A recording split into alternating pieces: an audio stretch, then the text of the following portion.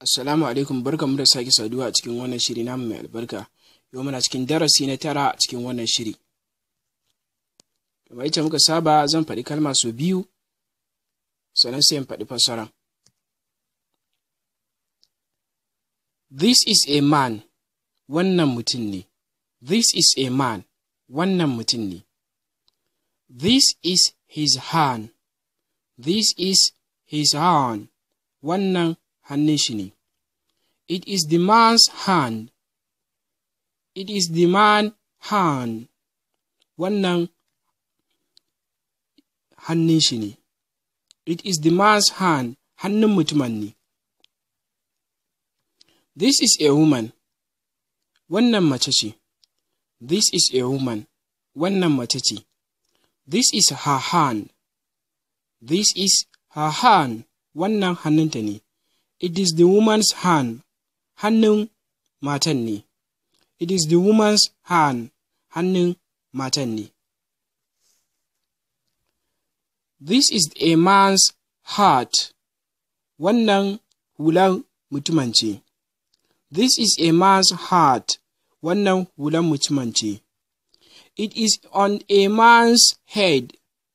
It is on a man's head. Tana kan mutumin. Now it is in the man's hands. Now it is in the man's hands. Yanzu tana hannuwan mutumin. It is in his hands. It is in his hands. Tana hannuwan shi.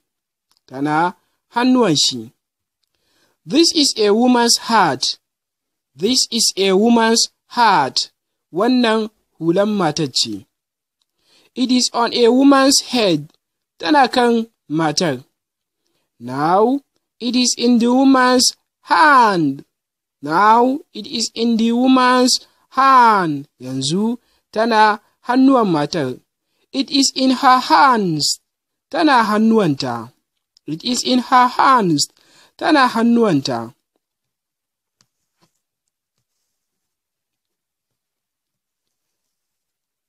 He will give his heart to the man. He will give his heart to the man.